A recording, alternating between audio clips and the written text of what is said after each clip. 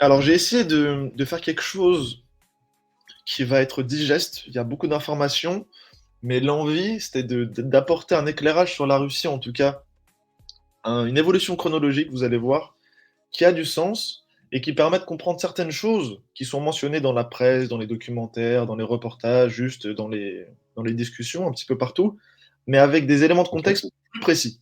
C'est l'ambition, en tout cas. Eh ben allez, let's go. Super Différentes intéressant. sources croisées, évidemment, spécialisées, généralistes, des centres de recherche finlandais, que je recommande, parce que c'est un pays qui est directement frontalier avec la Russie et qui a beaucoup travaillé sur ces sujets. Bon, c'est parti. Très rapidement, encore une fois, peut-être que je vais dire des choses qui sont évidentes, mais vous allez voir, la continuité va prendre son sens. L'URSS, Union des républiques socialistes soviétiques, donc doctrine marxiste-léniniste, un principe fondamental, rejet de l'intérêt privé, propriété privée. Le but, c'est l'intérêt du collectif.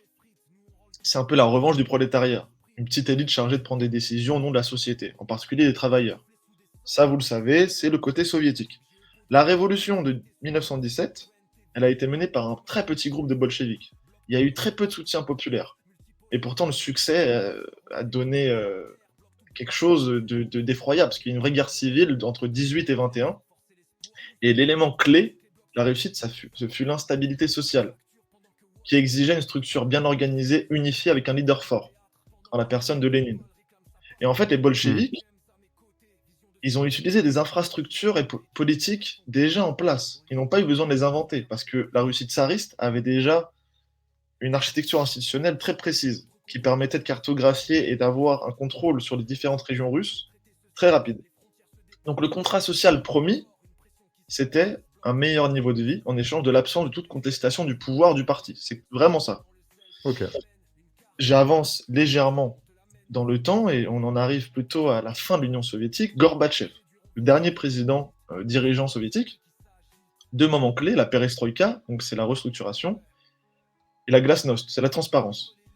Donc en fait, quand on parle de perestroïka ou de glasnost, c'est des réformes majeures.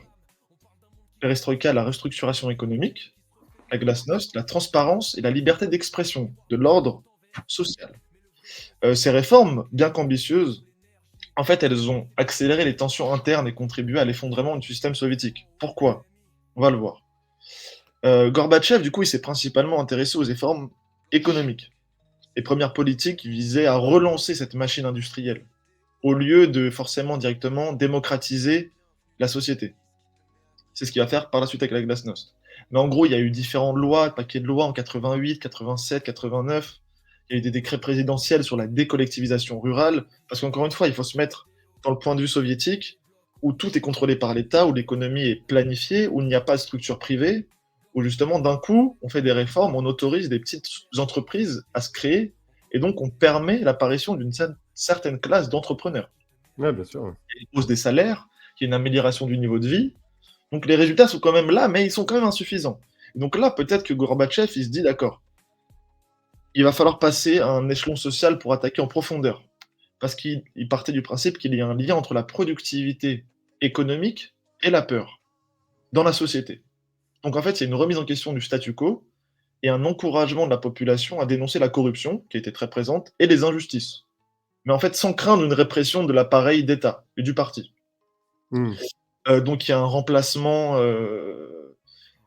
il y a une professionnalisation du Congrès, donc le Soviet suprême, il y a un remplacement du Congrès des députés du peuple, c'était le nom de l'organe législatif. Il y a les élections de mars 89 avec des candidats non membres du parti qui peuvent se présenter. Donc on est quand même dans une ouverture.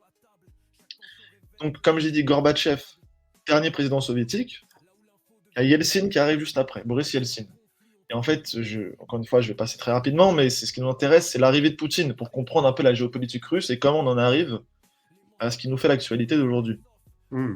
99, Boris Yeltsin, il est malade, il est mal aimé, il a une image pas très positive, joyeuse dans la communauté russe. Et il S'entend vient bien avec Clinton. Ouais. ouais, c'est ça. Je Je me pense qu'il y rappelle a le sourire. ça a été mais beaucoup de consommation d'alcool à certains moments. Ah ouais, c'est clair. Et On il y se a des rappelle de ce fameux fou rire qu'ils ont eu tous les deux. Ils étaient complètement bourrés. pour ceux qui ne savent pas, tapez Boris Yeltsin sur YouTube, vous allez voir, c'est stupéfiant. C'est stupéfiant. Ouais, ouais, ouais. Et en fait, il a nommé le jeune, à l'époque, Vladimir Poutine, au poste de Premier ministre. Donc Poutine, à ce moment-là, fait preuve d'un leadership fort sur la question tchétchène, la République tchétchène au sud-ouest, au sud de la Russie. La veille du Nouvel An 99, Yeltsin déclare « Je quitte mes fonctions et Poutine va me remplacer ». Et du coup, Poutine va remporter les élections de mars 2000. Et Poutine va déclarer très rapidement, par la suite, que l'effondrement de l'Union soviétique a été la plus grande catastrophe géopolitique du XXe siècle. La quoi, pardon? Le L'effondrement démantèlement de... de Ouais, l'Union voilà, ok. soviétique a été la plus grande catastrophe géopolitique du XXe siècle. J'ai envie de dire qu'à ce moment-là, ceux qui écoutaient bien auraient pu déjà comprendre ce qui allait suivre. Mais bon, les mots sont posés. Très rapidement, il est déterminé à créer une fédération forte, parce que c'est pas un État républicain comme nous, on peut le connaître en France ou dans les pays d'Europe, c'est une fédération. Une Ouais. fédération s'appuie sur un État central et, du coup, une autonomie donnée à ces républiques. La verticale du pouvoir, c'est un terme utilisé pour comprendre un peu l'État russe. La verticale du pouvoir utilisée par Poutine, tout est dans le contrôle. Et donc, il y a eu certaines réformes constitutionnelles, certaines réformes législatives qui ont donné plus de contrôle à Poutine sur ces sujets. On parle de sujets de fédération, donc c'est des régions. Pour Poutine, d'ailleurs, pour ceux qui se posent la question en tant que président, peut-être une question de mandat, en fait, il y a une réforme constitutionnelle en 2020 qui a remis à zéro le compteur de ses mandats. Donc, il pourrait rester au pouvoir jusqu'en 2036. Ouais, parce S'il est... il avait alterné pour pas violer la Constitution, il avait alterné avec Medvedev, il me semble. Exactement. Poutine, Medvedev, Premier ministre, vice-versa. Ouais. Exactement. Il y a Spock qui nous dit prise de pouvoir du président Poutine alors Premier ministre durant la prise d'otage dans le théâtre. Alors, je me rappelle de la prise d'otage, est-ce que ça correspond avec l'accession à la présidence de Poutine? Je sais plus ça. Alors, justement, Poutine va affirmer son autorité très vite grâce à des coups de force sécuritaires contre des séparatistes, des terroristes, en Tchétchénie et aussi sur du coup des prises d'otages dans des théâtres, dans des écoles, je pense à Beslan aussi. Ouais. Et il a eu des mots très très durs sur les terroristes, très très durs en disant qu'ils allaient les tuer jusqu'aux toilettes. Enfin, ça a vraiment marqué Ouais. un moment russe. D'ailleurs, ça n'engage que ceux qui formulent ces idées, mais il y a certaines personnes hors Russie expatriées qui ont soumis des théories comme quoi le théâtre, la prise d'otage au théâtre dont parle G et l'effondrement de certains immeubles, ces attentats, en fait, ont été organisés par Poutine pour asseoir sa domination très rapide sur la société en ciblant des ennemis de l'extérieur pour pouvoir mieux cadenasser tout ce qui se passe à l'intérieur. Je ne sais pas si Ouais. j'étais très... Ouais, bah c'est ouais, qui s'en serait servi comme prétexte, bien sûr. C'est ça. Et en fait, c'est très intéressant hein, ce que vous mentionnez, mais en fait, les Siloviki, c'est l'élite du pouvoir dans les organisations de défense et sécurité. Et c'est vraiment ce qui tient l'administration russe. C'est vraiment les Siloviki, retenez ça, c'est intéressant. Pour ceux qui s'intéressent dans tous les ouvrages, tous les manuels, pour ceux vraiment dans la recherche académique, les Siloviki ont un rôle particulièrement important. Et pareil, la sécurocratie, assure la sécurité et la stabilité de l'État, pour garantir en fait la position de l'élite du pouvoir. Et là on parle d'oligarchie, on parle de personnes aux manettes très haut, on parle de verrouillage vraiment de l'appareil d'État. Hmm. Donc encore une fois, je parlais de la recentralisation du pouvoir. Donc, dès son arrivée au pouvoir en 2000, c'est un processus qui se lance, politique et administratif, qui rompt avec la phase de décentralisation de Boris Yeltsin dans les années 90. Ça passe par un redécoupage du territoire, parce qu'en 2000, la Russie est divisée en 7 grands districts fédéraux. Il y aura un 8e en 2008. Et chacun est supervisé par un représentant du président. Et ce représentant, il assure un contrôle direct sur les autorités régionales, incarnant le pouvoir exécutif fédéral sur le terrain. Pourquoi je vous parle de ça? Parce qu'on a la Russie en tant qu'entité qui existe de manière claire, autonome, comme un pays qu'on perçoit hors prisme national. Mais en fait, il y a beaucoup de choses qui alimentent la Russie de l'intérieur et qui ont causé, ou qui sont à l'origine de déstabilisation qu'on va voir par la suite. Ouais. En matière d'uniformisation, tu voulais dire quelque chose, excuse-moi? J'ai une petite question. Alors, mes souvenirs sont. J'étais bien plus jeune. Comment ça se fait qu'Eltsine a nommé Poutine comme Premier ministre et comme successeur, parce qu'ils avaient tous les deux des manières, enfin on l'a vu après, des manières très différentes d'exercer le pouvoir et une manière différente de voir le monde. Bonne Comment ça se question. fait qu'Eltsine a reconnu chez Poutine un espèce de successeur alors qu'idéologiquement, bah, il n'était pas dans la continuité d'Eltsine, non? Tout à fait, tout à fait. Alors, là, un peu comme toi, je vais faire travailler ma mémoire, mais Poutine, quand il fait vraiment ses armes politiques, c'est à la mairie de Saint-Pétersbourg.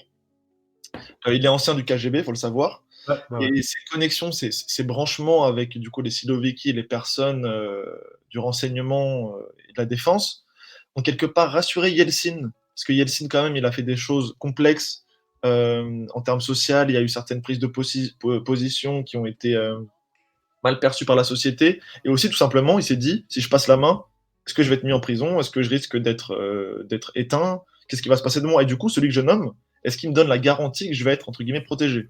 Ok. C'est aussi ça qui se joue, je pense, beaucoup. Et Poutine en a profité, et Poutine apparaît comme quelqu'un de fort, et surtout capable de contrôler un appareil de renseignement ou de sécuritaire, tu vois. Ah ouais. Ok.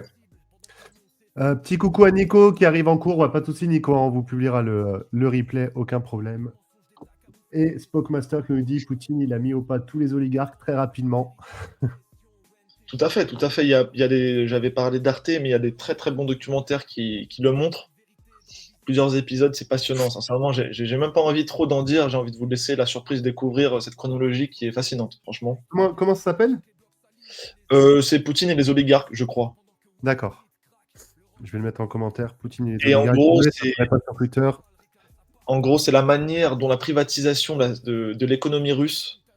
En fait, regardez, je vais essayer de vous le dire clairement, parce que même moi, c'est un sujet que je maîtrise, mais sans forcément avoir le détail. La privatisation de la société s'est passée grâce à une distribution d'actions et de parts dans les sociétés nationales, à tous les citoyens russes. Sauf que beaucoup de personnes les échangeaient pour de l'argent, puisqu'à ce moment-là, il y avait très très peu de denrées alimentaires, il y avait une insécurité du coup économique, enfin vraiment il y avait une précarité immense jusqu'à ce que l'ONU envoyait des rations, les États européens envoyaient de la nourriture, des vaccins. Franchement, la Russie était dans un état extrêmement difficile. Et donc il y a un petit groupe de banquiers, de personnes qui ont compris le système, qui ont tout simplement déployé des sommes d'argent pour racheter ces bons donnés à la population. Et donc ils se sont retrouvés avec 100%, 90% de capital sur les Ok. entreprises pétrolières, gazières, de charbon, de nickel.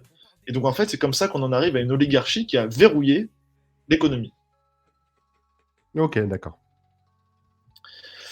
Euh, Très rapidement, encore une fois, juste sur le côté centralisation de la Russie, Poutine il s'est inquiété de voir les minorités des républiques tomber sous influence étrangère.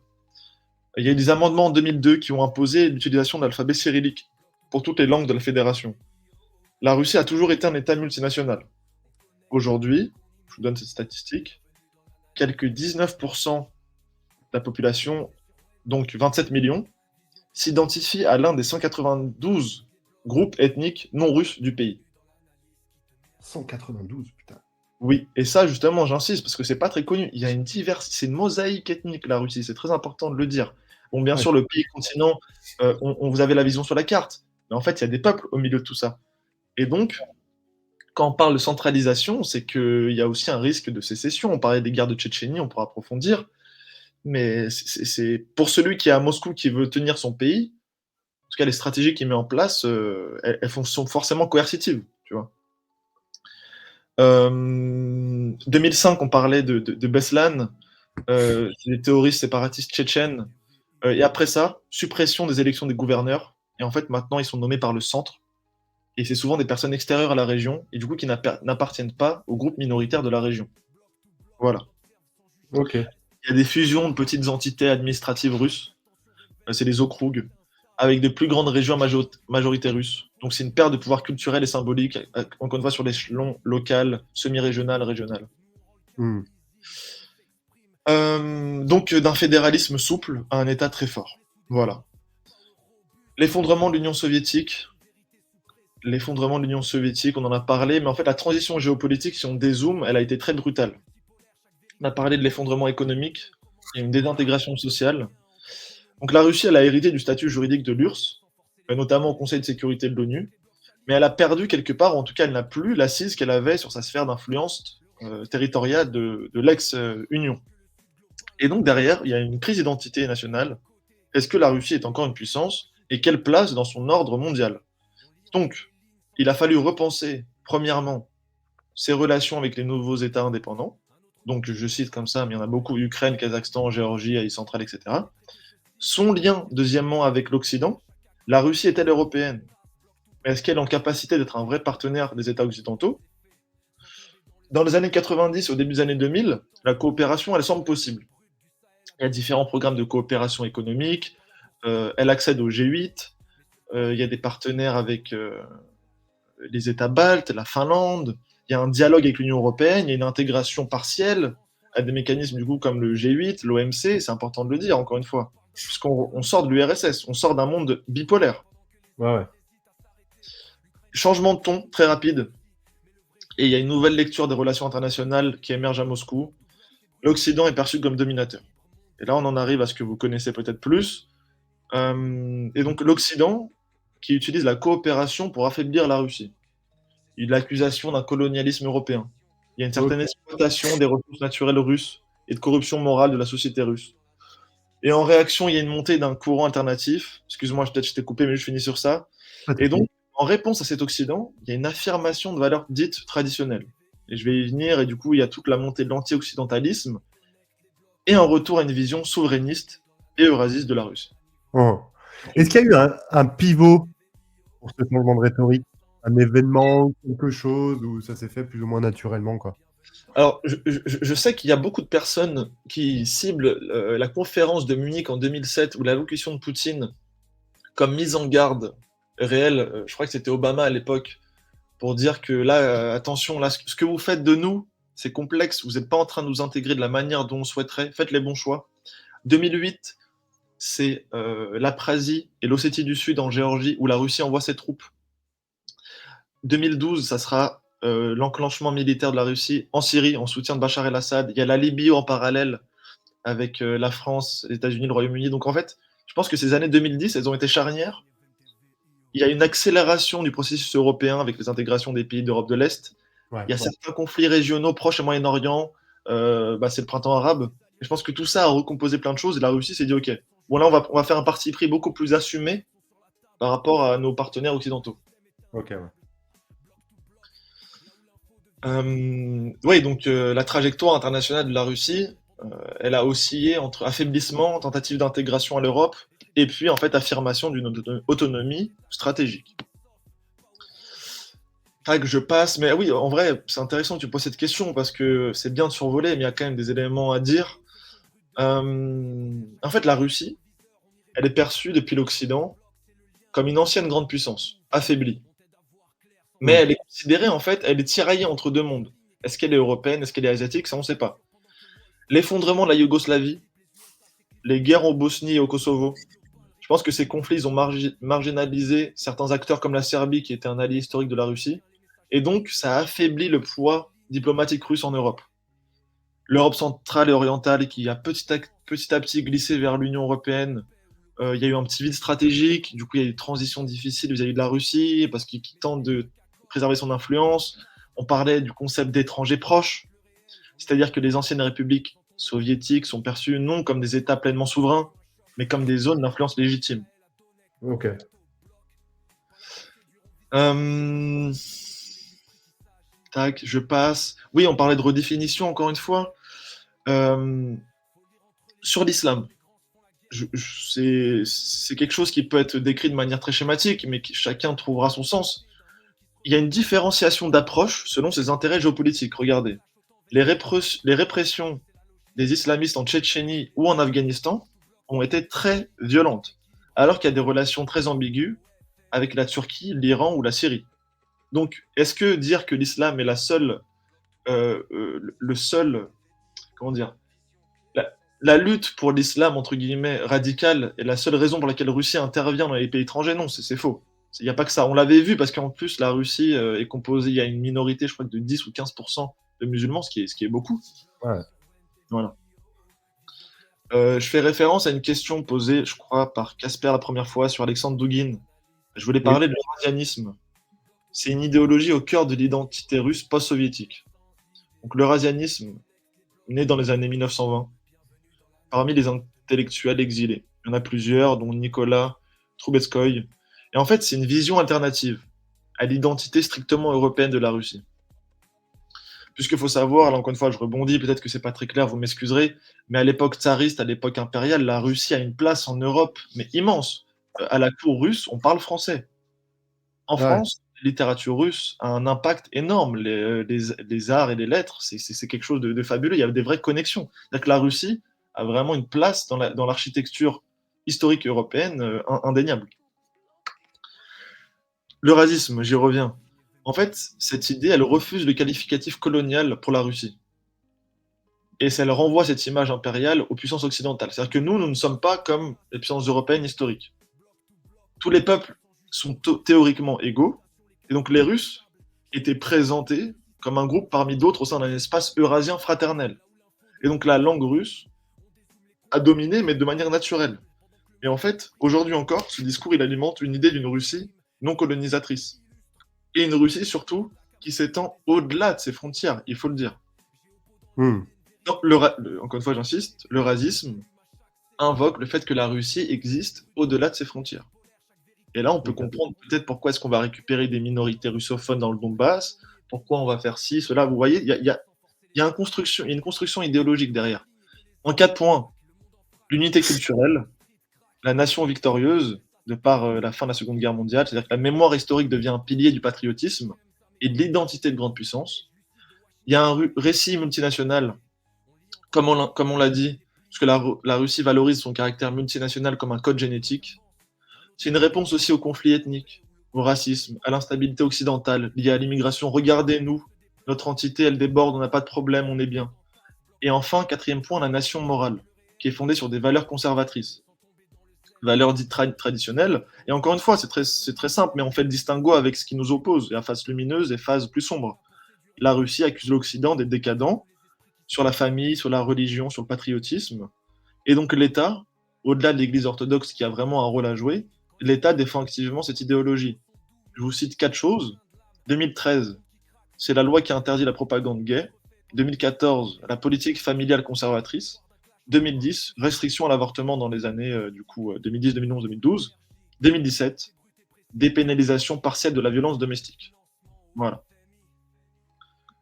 Est-ce qu'il y a des petites questions si tu veux Quand tu dis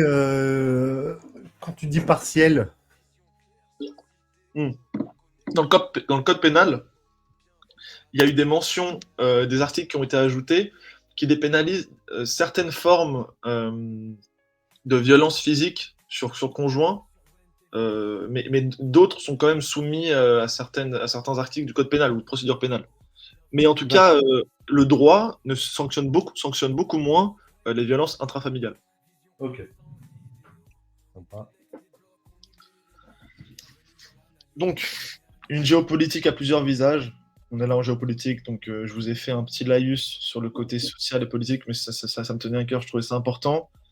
La géopolitique russe, c'est une action multiforme qui combine conflits armés traditionnels, Ukraine, Syrie, Géorgie aussi, et des formes militaires hybrides, donc non militaires, désinformation, cyberattaques, instrumentalisation, la migration. Tu me parlais de quel tournant? On parlait des années 2010. Je me souviens qu'en 2009, il y a une opération cyber dont malheureusement le nom m'échappe contre l'Estonie.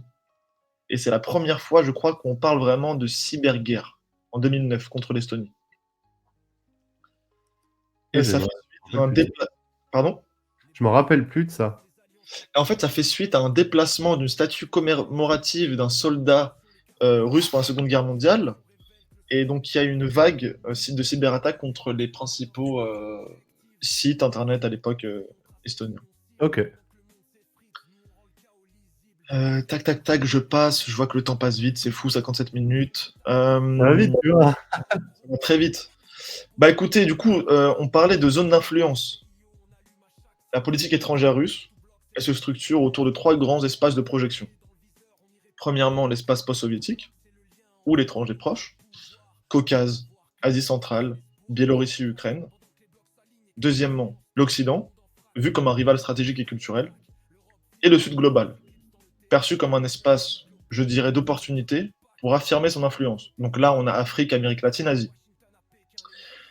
On parlait du rôle du droit dans la déclinaison de ce qui peut faire d'un État une puissance. Bah, regardez, on parle d'institutionnalisation des ambitions. La CEI, c'est une communauté des États indépendants créée juste après la chute de l'Union. Et en fait, ça intègre plusieurs pays et comment dire, c'est à diamètre économique. Paix et sécurité, ça rassemble la Biélorussie, l'Arménie, l'Azerbaïdjan, le Kazakhstan, le Kirghizistan, les Tadjikistan, l'Ouzbékistan, tous les pays en ce temps que vous ne connaissez pas, que vous n'avez pas situés sur une carte, mais ils existent bel et bien. Et en fait, ils forment ensemble une communauté.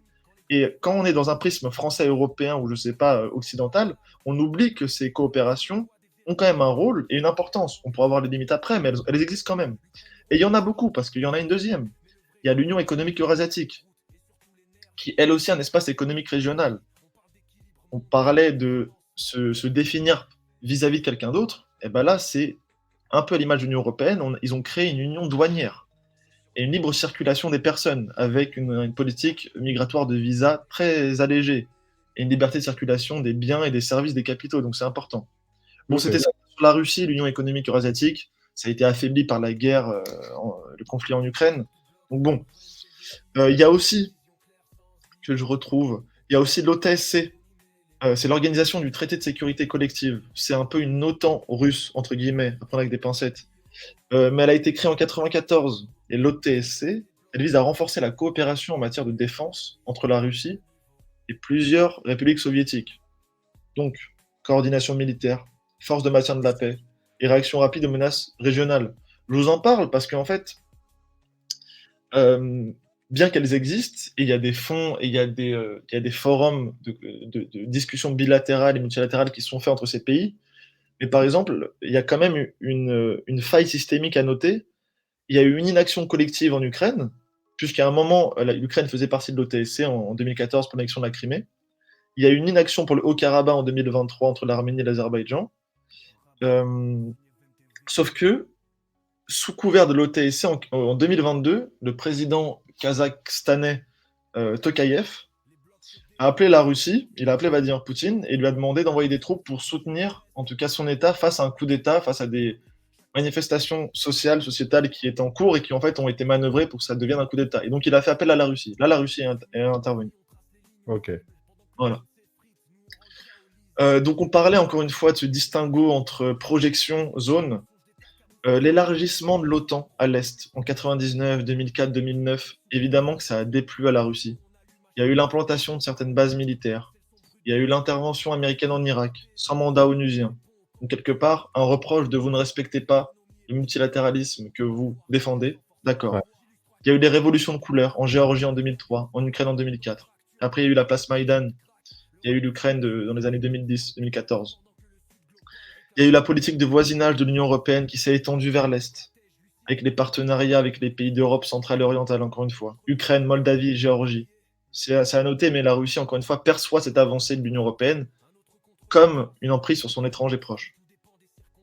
Mais c'est vraiment la crise ukrainienne en 2013-2014 qui marque un tournant, puisque là, la Russie elle a adopté une posture d'action directe, avec l'annexion de la Crimée en 2014, et soutien aux séparatistes du Donbass. Et derrière, ça a entraîné des sanctions occidentales très fortes, puis des contre-sanctions russes. Et donc, ça a été, entre guillemets, un cercle vicieux. Rapidement, je finis, il y a aussi l'Organisation de coopération de Shanghai, l'OCS. C'est une plateforme de sécurité à vocation eurasiatique. En fait, elle est issue du Shanghai Five de 1996 et elle est fondée principalement autour de la Russie et de la Chine. C'est une coopération en matière de sécurité, lutte contre le terrorisme, séparatisme et extrémisme. Pourquoi? Parce que ces pays, Chine et Russie, font face à des vraies menaces, du coup, dans leur étranger proche. Puisque de la même manière que la Chine conçoit les Ouïghours, ou en tout cas les entités comme Tadjikistan, Afghanistan, comme des risques éventuels face à un islam radical, on a besoin d'une coopération qui dépasse justement l'État, et on va créer du coup l'organisation de coopération de Shanghai.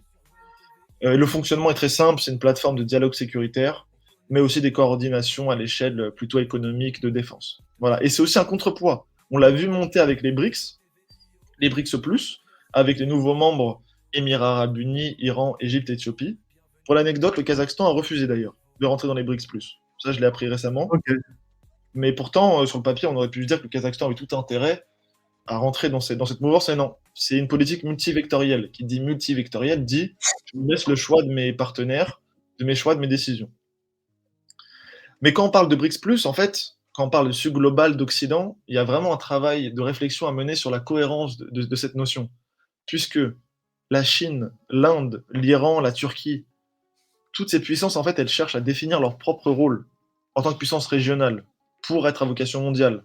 Mais du coup, leur loyauté dans le Sud global, bah, en fait, elle rentre en concurrence très rapide en matière de ressources, d'influence et de valeur. La Chine et l'Inde, par exemple, c'est vraiment quelque chose de flagrant. On parlait de l'Inde et de la Belt Road Initiative, c'est les routes de la soie 2.0. Ouais. Mais ça demande, encore une fois, de prendre en compte que l'Union européenne aussi a créé le Global Gateway. Du coup, c'est les routes de la soie inverses qui permettent à l'Union européenne d'avoir son propre approvisionnement énergétique et économique. Donc en fait, quand on parle d'une grille de lecture comme Sud global, Occident, on se rend compte très simplement que c'est utile pour distinguer des aires civilisationnelles. Et je vous remets en tête le choc des civilisations de Samuel Huntington, dont j'avais parlé la dernière fois. Mais en fait, ça suffit pas assez. Il faut vraiment creuser, parce qu'on parle des BRICS. Mais est-ce que l'Inde, la Chine, la Russie ont quelque chose vraiment d'identitaire ensemble, de commun? C'est pas sûr, c'est plus complexe que ça. Et Ouais, quand on a tout le filigrane historique de la composition de l'État et comment il est structuré, par exemple, je discutais avec un ami de l'Inde et du système de caste, mais l'Inde, c'est d'une complexité sociale sans nom. Comment comprendre les répressions contre les communautés musulmanes dans la province du Pendjab, il me semble, attends, c'est Cachemire, je crois. Inde, Oui, c'était le Cachemire, ouais. ok, c'est un Ouais, sujet le complexe. Cachemire, il y a eu une attaque de camions de touristes, il me semble. Il y a pas longtemps du tout, d'ailleurs, dans le Ouais, Cachemire. tout à fait. Je crois que c'était dans la nuit, il me semble. Et donc vous voyez, en fait, là, du coup, on revient à la Russie, mais comment en État on arrive à un conflit avec l'Ukraine et peut-être plus largement avec l'Union européenne, l'Occident, c'est intéressant de revenir au filigrane historique qui l'a conduit à certains choix à certains moments. Là, encore une fois, c'est très survolé. Il y a beaucoup de détails qui ont été passés. Le but, c'est de vous donner certaines clés de compréhension. Qu'on soit d'accord ou pas d'accord, je trouve que c'est intéressant d'avoir cette continuité historique. Voilà. J'espère que j'ai pas été trop indigeste. C'est pas facile aussi à expliquer. Mais voilà. Bah, n'hésitez pas si vous avez des questions, hein. Il y a pas de questions bêtes. On a abordé beaucoup de choses. Ça peut être un peu dense. Donc, n'hésitez pas si vous avez des questions en particulier, hein, dans les commentaires. Moi, j'ai une question. Parmi les États de l'ex-URSS, est-ce qu'il y a des zones qui sont restées vraiment fidèles à la Russie? Bah, pour avoir une map globale des États qui sont restés fidèles à la Russie versus ceux qui tirent vers éventuellement l'Occident ou d'autres blocs géopolitiques? Globalement, toute l'Asie centrale, c'est resté fidèle à la Russie? Alors, si fidèle, du coup, comme tu l'as décrit, c'est de ne pas rentrer en contradiction explicite avec la Russie, oui et non. Par exemple, ça va t'intéresser. Le Ok. Kazakhstan n'a pas reconnu l'annexion de la Crimée comme propriété russe, ni les régions du Donbass. Ok. Ah ouais, Pourtant, d'accord. pourtant, attends, j'y viens, le Kazakhstan a des liens culturels et a vraiment une communauté russophone extrêmement développée. Le Kazakhstan est l'un des pays les plus liés à la Russie, vraiment. Ah ouais. Mais ces pays d'Asie centrale, c'est un sujet vraiment que j'affectionne beaucoup et qui, je pense, va se développer au fur et à mesure du temps, je pense dans les prochaines années, puisqu'il y a eu récemment, j'avais mentionné le premier sommet UE-Asie centrale, mais ils sont vraiment tiraillés, puisque c'est une région du monde qui est peu mise sous la lumière mondiale. Mais si on analyse la carte, et j'en reviens à la géographie politique, non pas géopolitique, il y a la Chine à côté, il y a la Russie, il y a le Moyen-Orient, il y a l'Iran. En fait, on est dans une zone tellement complexe. C'est un énorme tampon, quoi. Ouais.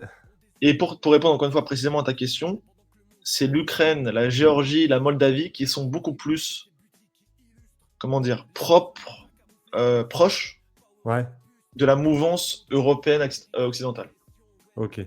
Mais, on voit par exemple qu'il y a une nouvelle loi qui est passée sur les agents de l'étranger calquée sur celle russe en Géorgie l'année dernière, qui fait froid dans le dos à ceux qui avaient des velléités d'intégration de l'Union européenne.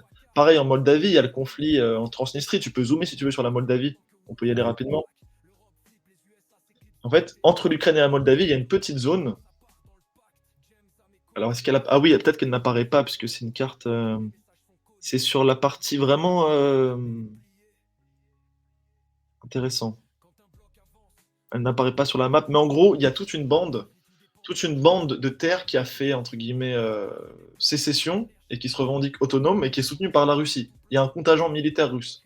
Et Ah ça ouais. encore, c'est un facteur de déstabilisation parce qu'à un moment, l'Ukraine s'est dit attendez, on va se retrouver en tenaille entre côté ouest, sud et est, c'est pas possible. Mais en fait, il y a vraiment pas beaucoup de militaires russes en Moldavie. Mais pareil, imaginons que la Moldavie, un jour, décide sincèrement de rentrer dans un processus européen, et c'est déjà le cas, mais imaginons qu'elle l'intègre, mais qu'est-ce qu'on fait de ce problème transnistrien? En fait, ça bloque. C'est vraiment, c'est des écharpes dans le pied, tu vois. Ouais, ouais. Ils ont le droit, les Russes, comme ça, parce que c'est un territoire c'est un territoire moldave, quoi. Ouais, mais en fait, là, malheureusement, il apparaît pas, mais la Transnistrie a ses propres frontières, sa propre administration, bien Comment ça que. s'appelle? Transnistrie? Transnistrie, ouais. Transnistria, ok. Comme ça, on va localiser à peu près. Ok. Ah, du coup, ouais, ça t'aide pas trop.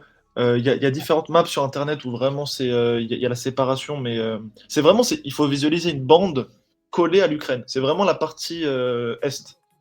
Ok, d'accord. Tac, je redézoome. Donc, cette De la partie-là. même manière dont la Géorgie, même manière dont la Géorgie, à l'Ossétie du Sud et la Prasie qui est contrôlée par la Russie, hein. Et là, Ah ouais, voilà, elles apparaissent. Tu vois, là, elles apparaissent, les deux. ouais, ouais. Là, c'était là et là. Ouais, voilà. Hop, ils les nomment pas, mais ouais, c'est ces zones-là. Ah, c'est complexe, hein. Très complexe. D'ailleurs, je vais essayer de trouver une visualisation de la Transnistrie. Quelque chose de plus clair, peut-être. Ah, voilà. Hop. Donc, on est sur cette zone-là. Voilà, voilà, là, c'est bien visible. Et effectivement, donc sur la carte, sur la map, c'était là, ok. Pour information. Ah, et c'est un État, d'accord. Donc c'est un État indépendant? C'est un État qui est reconnu quasiment par personne, sauf la Russie, mais en tout cas, c'est une entité qui a fait Ok. sécession de la Moldavie, ouais. Ok, d'accord. Wow. Ouais, pas simple du tout, quoi. Mais globalement, l'Asie centrale est restée assez proche de la Russie, quoi. Tout à fait. Mais, j'insiste, elle tend à se développer avec d'autres partenaires, dont européens et chinois. Ouais, ouais, Mais oui, ok. il y a des liens extrêmement profonds, de par juste la langue, la proximité géographique, qui font que c'est un acteur qui ne peut être nié dans ses perspectives d'évolution, tu vois. Ouais, ouais, d'accord. Et tu disais que la Chine ça a été inquiète vis-à-vis du Kyrgyzstan, Tadjikistan, concernant l'islam. Mais pourtant, c'est des pays qui sont sous le joug de la Russie.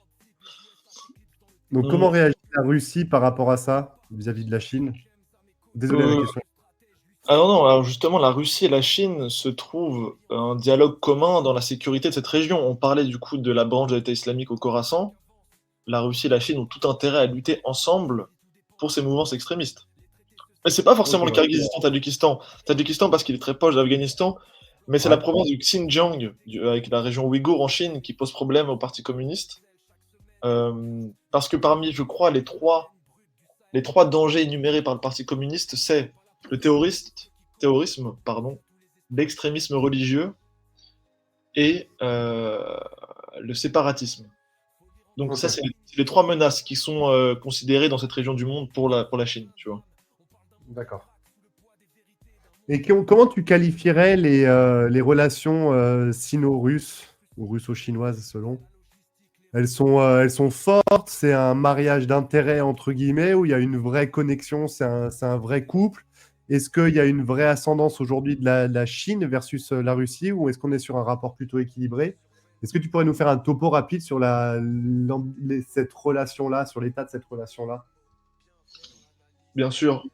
Écoute, c'est une question qui va définir beaucoup de choses par la suite si Ouais, les États-Unis décident de se désengager de l'Europe et si, à contre-coup, ils décident d'alimenter certains partenariats en Asie, parce que là, la Chine va vraiment peut-être trouver en la personne de la Russie un acteur de contrepoids. Pour vraiment répondre à ta question précisément et de manière la plus fidèle possible, c'est un couple qui fonctionne, c'est un couple qui est difficile à scruter, Il y a clairement un alignement des planètes sur certains dossiers, que ce soit économique, militaire, politique. Après, c'est deux pays qui n'ont pas la même vocation. Je pense sincèrement qu'ils ne sont pas dans la même dynamique. La Chine, sincèrement, n'est pas intéressée de manière concrète par le conflit en Ukraine. Par contre, la Chine trouve son intérêt à commercer avec la Russie qui est sous sanction parce que c'est des nouveaux débouchés. Et là, encore une fois, si on fait appel à la carte, regarde la partie est de la Chine, la Russie, qui est du coup avec une région frontalière. Donc, c'est là. Juste à Ah, droite, à l'est. l'est. Tu vois, il y a quand même une énorme frontière. Ouais, ouais. Il y a, je pense, beaucoup, beaucoup de choses à développer encore en matière économique, financière. Il y a des projets de gazoducs, d'oléoducs, de corridors énergétiques qui ont vu le jour et qui vont continuer à croître. Et c'est vrai que si on parle de redéfinition de l'équilibre mondial, on parlait des BRICS, de l'OTAN, de l'ONU, la Chine et la Russie sont en capacité d'imposer de plus en plus certaines règles, je pense. Ouais, bien sûr. Après, il y a une Et est-ce image, qu'il y a un... Ouais, vas-y. il y a une image souvent qui revient, c'est que la Russie est sous l'emprise chinoise. C'est-à-dire que la Russie n'est plus un free player qui peut se permettre d'être tout seul, puisque pour s'être brouillée avec les Européens, brouillée avec les États-Unis, si elle se brouille avec la Chine, ça va pas le faire. Mais en fait, il y a vraiment un équilibre qui est beaucoup plus subtil et qui est vraiment sectoriel. Je pense que la relation chinoise et russe est déséquilibrée, mais elle tend quand même à être acceptée par la Russie qui a besoin d'un pragmatisme, tu vois. Ouais, ouais, bien sûr, bien sûr. Ils n'ont pas trop le choix de toute façon. Ouais. Hop, il y a Wanda qui nous dit en effet, c'est très compliqué par rapport à l'Asie du Centre, l'Asie centrale, car plusieurs ethnies ont été mises dans des découpes de pays. Le 27 décembre 1979, l'URSS envahit Afghanistan, gazoduc entre autres. S'en sont suivis 20 ans de guerre, puis guerre civile et ethnique. En 50 ans, une région de 15 000 ans de civilisation est retournée à l'âge de pierre. Typiquement, l'Iran est chiite, l'Afghanistan est sunnite. Il y a encore, heureusement, d'autres minorités, mais chiffre de peau de chagrin. Ouais. Bah, Très je bien. recommande un ouvrage d'Olivier Roy, L'Asie Ouais. centrale contemporaine, qui date de 2010. C'est un petit que sais-je, donc c'est très très court. Et en fait, Donc euh, l'Asie centrale, comment? l'Asie centrale contemporaine, Asie- Ah, d'accord. d'Olivier Hop, Roy, R-O-Y. hop.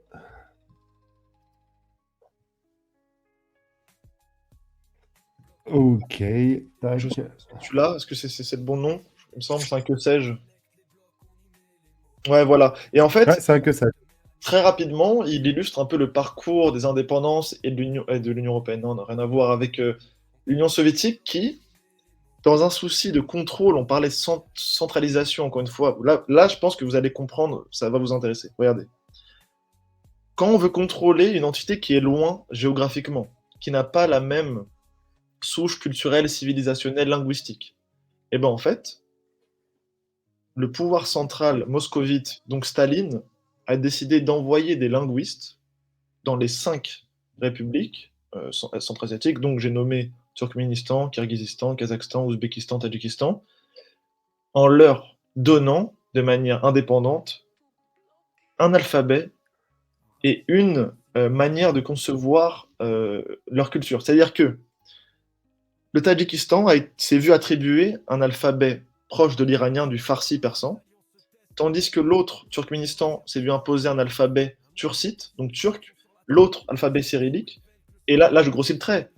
Mais si, un peu à l'image de la tour de Babel, on casse l'évolution de peuple en imposant que le russe à l'école, on va un peu déminer le terrain, le terreau qui te permettrait de fonder une Asie centrale commune qui pourrait se rebeller face à Moscou, face à l'État soviétique central.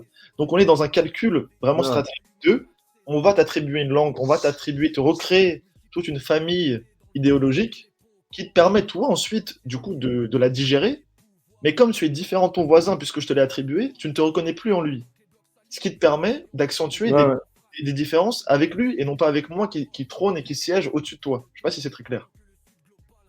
Ouais, si, si, c'est clair. Il leur a pas donné la même chose pour accentuer leurs différences tout en mettant en exergue pas leur dépendance, mais leur attachement à la Russie, quoi. C'est ça, mais des Pareil. linguistes qui sont envoyés par Moscou pour vraiment créer des mosaïques ethniques, je trouve ça dingue, je trouve ça fou, et ça ressort peu en tout cas dans les réflexions. Et pourtant, l'Union soviétique, même s'il a réussi à se défendre d'être une entité coloniale, le fait est que il y a des questions à se poser. Ah ouais, tu m'étonnes. Ouais, c'est une bonne manière d'agir aussi, sans passer par la guerre, mais d'agir sur le long terme, quoi, Ouais. sur les peuples. Ok, et ben écoutez, si vous avez des questions dans le chat, n'hésitez pas. En tout cas, Spockmaster a trouvé ton intervention très claire, visiblement. Merci, Et j'ai elle essayé. l'était, hein, bien sûr. Ouais, bah c'est pas évident à vulgariser tout ça parce que c'est un sujet qui est très dense où plusieurs régions du monde sont involved. C'est pas simple à vulgariser. Donc, dans tous les cas, on vous mettra le replay à dispo que vous pourrez consulter sans aucun problème. Il y a Jay qui nous dit pas trop d'intervention de ma part, mais sujet intéressant et traité brillamment par James. Buty, fidèle à ta façon d'être, simplicité. Merci pour votre travail. Eh ben, écoute, merci Merde. beaucoup, Jay. Je suis très content. On est très content d'ailleurs que ça te plaise. Dans tous les cas, c'est un live, n'hésitez surtout pas à le reconsulter pour vous imprégner de tout ça. Si jamais vous avez des questions aussi de live en live, n'hésitez pas, hein, bien sûr, vous pouvez nous DM sur Wen, et c'est des questions qu'on peut reposer à James quand on se reverra pour la prochaine édition de Block to Block. Donc n'hésitez pas aussi de ce côté-là. Et puis voilà, si vous n'avez pas d'autres questions, bah on va closer tout doux. J'en profite bien entendu pour remercier encore très chaleureusement James pour son temps, pour sa dispo et son travail de vulgarisation autour de tout ça qui est assez peu entendu sur le CTFR. Donc c'est super cool d'avoir accès à ce type d'infos, James. Merci, grand merci à toi. Merci beaucoup.